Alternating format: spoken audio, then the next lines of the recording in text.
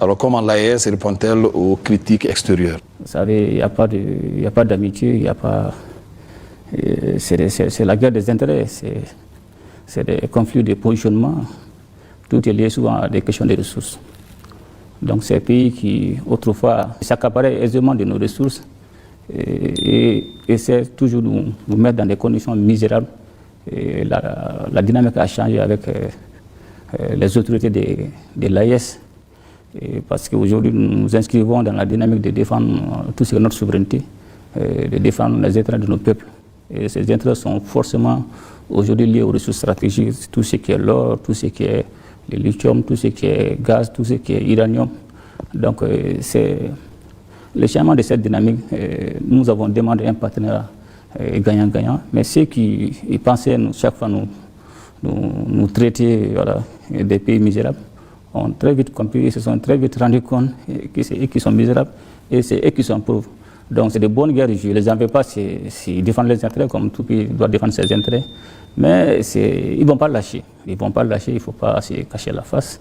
Ils vont toujours tenter de nous créer des narratifs, non seulement pour jouer sur nos réputations. Comme on le dit, c'est la guerre d'influence et de manipulation. C'est des questions géopolitiques. Quand vous regardez en termes d'influence, en ce moment, ils parlent de soft power, hard power. C'est-à-dire qu'ils vont pouvoir vous influencer par la monnaie douce, soit à travers tout ce qui est l'éducation, tout ce qui est la culture. Ils peuvent aussi saper votre réputation, comme cela se passe actuellement, avec les critiques, la campagne de désinformation, le tourisme médiatique. Ça, c'est une façon, effectivement, d'influencer et de manipuler. Mais aussi, il y a l'autre aussi qui est hard power. Ça veut dire que, vous avez vu, il y a une puissance actuellement dans sa politique de sécurité nationale a prévu d'agresser pour défendre ses intérêts. Donc, s'ils ont leur intérêt dans votre pays, si ça ne marche pas, ils sont capables de vous agresser. C'est pour vous dire qu'en termes de défense d'intérêt, il n'y a pas d'état d'âme. Donc, ces critiques, nous devons les comprendre et non seulement faire face, et pour que nous, le plus important, ce sont nos populations. Et ce sont nos populations aujourd'hui qui nous soutiennent et c'est notre raison de vivre et c'est notre raison de défendre toutes ces questions de souveraineté. Donc nous ne devons pas avoir peur de ces critiques. Le plus important, c'est toujours l'état d'esprit. C'est toujours l'état d'esprit parce que c'est une guerre psychologique. Votre perception ne peut pas être une réalité pour moi. Il faudra comprendre comme ça. Quand vous pensez que je ne suis pas bon, cela n'engage que vous. Mais moi, c'est une autre réalité.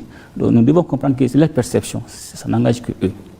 Donc ces perceptions ne peuvent pas devenir des réalités pour nous. Donc le moment qu'ils vont continuer à nous coller des narratifs, à jouer sur des questions des droits de l'homme pour essayer de créer des problèmes au niveau des instances internationales, il faudra comprendre qu'ils ne vont pas lâcher. Et tous ceux qui ont accepté leur dictat, ils ont un système tellement bien fait, même si la personne est sale. Dès que vous acceptez, surtout ils vous lavent, ils vous mettent du parfum, et vous dites qu'il est bon, c'est l'homme qu'il faudra fréquenter. Donc c'est la politique de 2 poids et 2 mesures. Donc le plus important, c'est parce qu'ils défendent leurs intérêts, ils sont capables de tout. Donc c'est à nous de comprendre que c'est une question de guerre d'intérêt, une question de positionnement géopolitique, géostratégique. Et c'est à nous aussi de défendre pour nous. Aujourd'hui, l'AES, pays est une nouvelle dynamique géopolitique incontournable. Avec toutes ces ressources stratégiques que nous avons, l'uranium, le lithium, l'or, on peut faire beaucoup de choses. Et ça. Alors, Monsieur le Président, vous l'avez dit, c'est une question de géopolitique. Il y a des partenariats qui sont quand même jugés utiles aujourd'hui et gagnant-gagnant, tels qu'avec la Russie ou encore la Fédération de Russie ou encore la Turquie.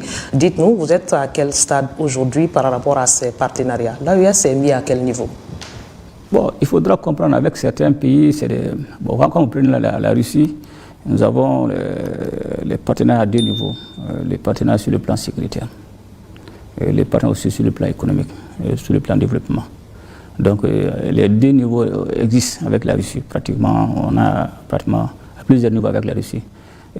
Avec la Turquie, ça c'est effectivement, il y a aussi les partenaires dans le cadre de la défense et de la sécurité, aussi dans le cadre du commerce et toutes ces actions de développement. Avec la Chine, c'est plutôt dans le cadre des questions de développement. Bon, les questions de sécurité, c'est juste l'achat des équipements. Donc aujourd'hui, on a ces différents niveaux de partenariat, tantôt sur le plan sécuritaire, tantôt sur le plan économique et aussi sur le plan de développement. Quand vous regardez avec la Russie ou la Chine, nous avons des projets, par exemple, concernant la Russie, il y a la construction de l'usine d'affinage qui est en cours. Il y a aussi la construction, la centrale solaire de Sanangoroba aussi qui est en cours. Ensuite, il y a d'autres projets de construction de barrages. Donc, avec la Chine aussi, on a la centrale solaire de Safo 1, Safo 2. Aussi, on a en cours aussi un autre projet de construction de centrale solaire à Koulikoro. Donc, tous ces projets nous permettent aujourd'hui vraiment de coopérer et de renforcer davantage nos partenariats avec ces pays. C'est des questions de gagnant-gagnant. On est contre personne, l'ES n'est contre personne, mais nous défendons nos intérêts comme tout pays sérieux ou toute organisation sérieuse doit défendre ses propres intérêts. Donc ces partenaires sont en train d'évoluer en fonction de nos intérêts. D'accord, et ce qui nous permet d'introduire le volet développement qui n'est pas des moindres. Tout ce dont vous venez de parler, tout cela concourt au développement. Dites-nous, quels sont les acquis économiques aujourd'hui que nous pouvons noter sous votre présidence de l'AES? Dans le cadre des questions de développement, d'abord, dans la feuille de route, il était demandé d'abord de créer la banque de développement et d'investissement. Donc aujourd'hui, je pense que cette banque aujourd'hui est une réalité. Elle est déjà créée, le conseil d'administration a été déjà mis en place, il y a eu la nomination de ses membres. Donc cette banque aura un capital de 500 milliards. Donc cette banque va nous permettre de financer les projets de la Confédération, non seulement dans le domaine d'infrastructure, dans le domaine de l'énergie, dans le domaine de l'éducation et dans le domaine du transport. Mais ce n'est pas tout. Parce que quand vous regardez, nous avons décidé de transformer l'autorité de développement intégré de l'Iptako Gourmand ALG en agence d'exécution pour les projets et programmes de la Confédération. Donc cette transformation est déjà en cours. On a mis une administration provisoire pour 6 mois. Il y a eu un audit aussi qui est en cours. Il y a eu un comité d'experts qui est en train de travailler sur la transformation de cette agence d'exécution. Je pense que le processus doit être finalisé d'ici normalement à la fin 2025. Et aussi, les premières opérations doivent commencer en 2026. Donc, tous ces acquis et la transformation de l'autorité de développement intégré de l'Iptako Gourmand. Aussi, nous avons décidé aussi les prélèvements de la Confédération, le prélèvement confédéral et PCAS, qui était autrefois quand nous avons rompu avec la CEDEAO. Nous avons aussitôt transféré ce prélèvement confédéral qui a de prélever 0,5% sur toutes les marchandises importées.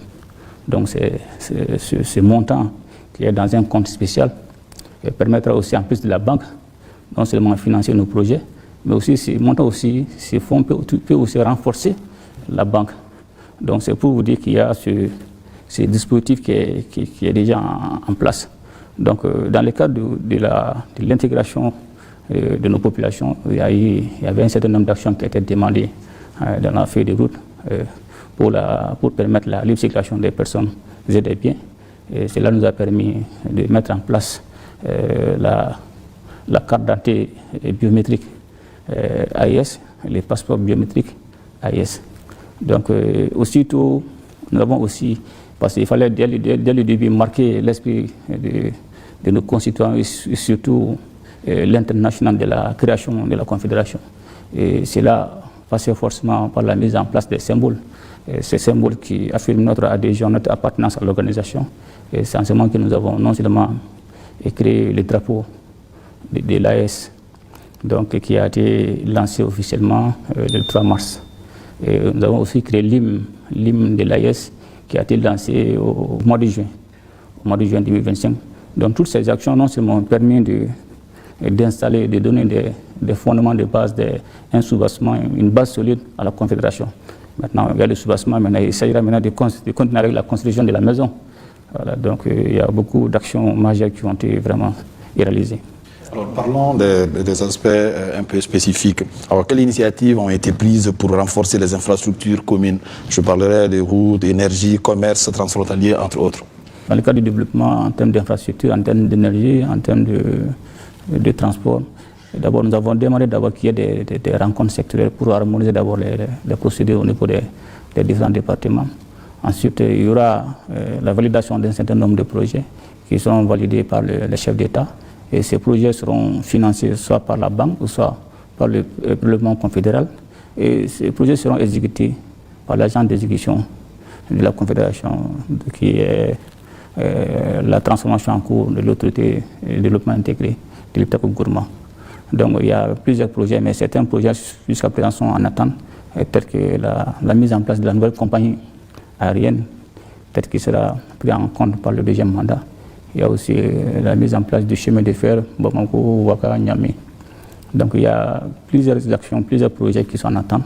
Donc nous avons mis les sous-bossements, les bases solides. Maintenant, je pense que nous serons plutôt orientés pour le deuxième mandat sur les projets de développement. Toutes ces questions de sécurité, nous avons fait. Il y a eu la force unifiée qui est déjà en place. Et nous avons rendu l'espace AIS transformé en un théâtre unifié, un théâtre unique. Ça veut dire que toute violation de l'espace, soit du Burkina, du Mali, du Niger, deviendra la violation de la Confédération. Et que Dieu nous en garde, et tous les pays qui ont des services de renseignement dignes de ce nom savent jusqu'où la Confédération est équipée et les moyens d'agression dont nous disposons pour nous défendre. Et je pense qu'en plus de la lutte contre les groupes armés terroristes, là aujourd'hui a la capacité d'engager un combat, une guerre de haute intensité. Donc, mais cela ne peut pas aller sans que ça soit soutenu par des actions de développement. Voilà, parce que c'est avec les questions de développement, les ressources que nous allons acheter les équipements militaires. Donc, force est de reconnaître que nous allons nous focaliser certainement lors du deuxième mandat à faire plus d'impact en termes de réalisation des projets. Parce que la population ne voit que les réalisations, et surtout des projets qui contribuent à leur épanouissement. Monsieur le Président, le volet communication est un volet très important aussi. Pour pouvoir s'imposer aujourd'hui, il faut donner la bonne information. L'AES est dans cette dynamique. Qu'est-ce que nous pouvons noter aujourd'hui comme acquis sous la présidence malienne de l'AES sur le volet communication? Merci. Dans le cadre du volet communication et pour la feuille de route de l'an, il était prévu de mettre en place un dispositif de communication. D'abord, il devait avoir la réalisation de la télé AS, dont on avait donné la mission au Mali, et la réalisation de la radio AIS au Burkina et la réalisation de la presse écrite au Niger. Donc ces trois États devaient avoir ces différents dispositifs, mais chaque pays aura les démembrements. Par exemple, le siège de la télé sera à Bamako, mais il y aura des démembrements au Burkina et au Niger, et vice-versa. Donc l'objectif de ces dispositifs, non seulement c'est donner la bonne information à nos populations, aussi de contrecarrer cette campagne de désinformation visant non seulement à terroriser nos populations, et surtout à déstabiliser nos États. Je pense qu'aujourd'hui, la télé AS est une réalité. Et la radio aussi au Burkina est pratiquement terminée. Et il y a eu la nomination du directeur de la télé AS, le coordinateur, avec certains membres. Je pense qu'ils vont vite se mettre à la tâche et pour nous aider non seulement à bien informer nos populations, mais surtout à contrecarrer ce tourisme médiatique soutenu par des sponsors étatiques.